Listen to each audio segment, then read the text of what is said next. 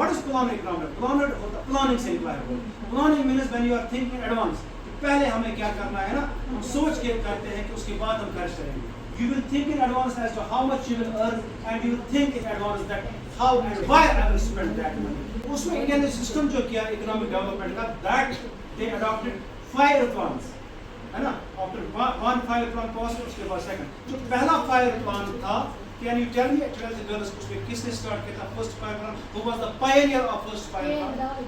He was K.N. Raj. What he did, he gave trust on agriculture, because India is an agricultural economy. India जो है ना, ये कहा जाता है India is living in villages. The second 5 plan was framed by K.C. Mahalanobis, है ना? So he gave trust on this industry. Okay. Third 5 plan was balance. It gave equal 50-50 importance to agriculture as well as industry, and it was the very most balanced plan. And what happened after the third 5 plan? Can you tell me? There was no plan as such. That period was called plan holiday. That was called plan holiday, and there were some annual plans. Okay. So the third 5 plan, इसमें agriculture पर भी ध्यान दिया गया, इसमें industry पर भी ध्यान दिया गया. तो इसी में जो बीज बोया गया, the main concept, what is green revolution?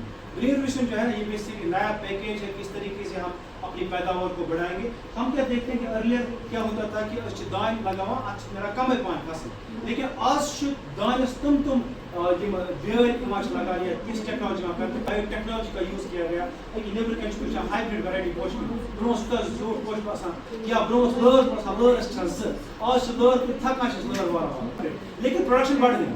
अब जिसमें प्रोडक्शन बढ़ गई through HYP seeds, high yielding varieties, उसमें फर्टिलाइजर्स का यूज हो गया, इसमें ये जो है ना इरिगेशन का यूज किया गया, तो हमारी पैदावार बढ़ गई, उसको बोलते हैं green revolution. So I thought it very convenient to tell to show you, है ना, कि आपको स्क्रीन पे दिखाया जाए कि ये ग्रीन रिवोल्यूशन आया क्या है।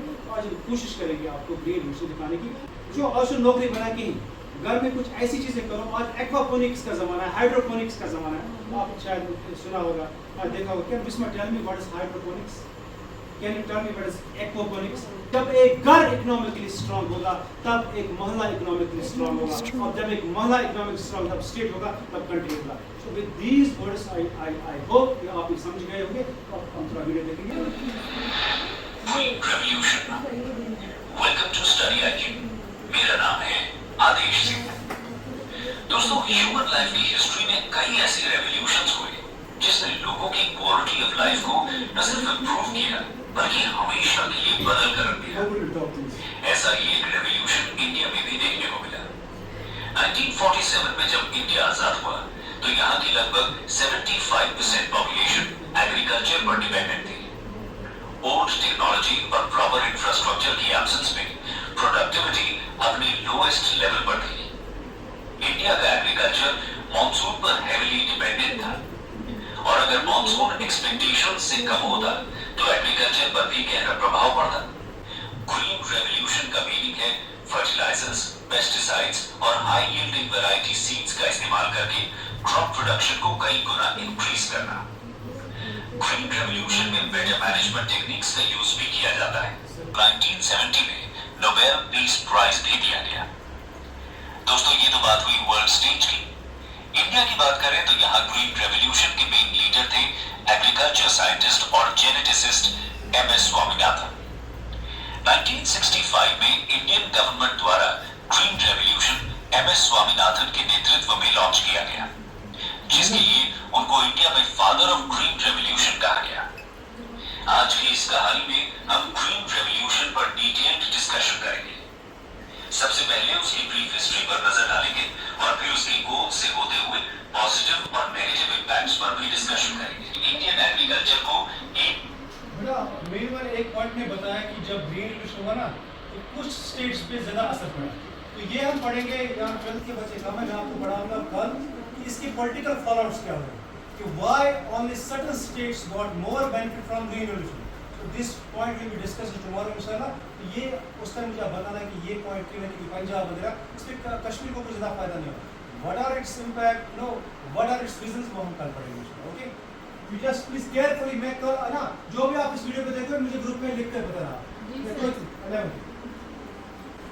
ऐसा मॉडर्न टेक्नोलॉजी और एग्रीकल्चरल मेथड्स को अडॉप्ट किया गया, जैसे HYP यानी high yielding variety seeds, tractors, irrigation facilities, pesticides और फर्टिलाइजर्स।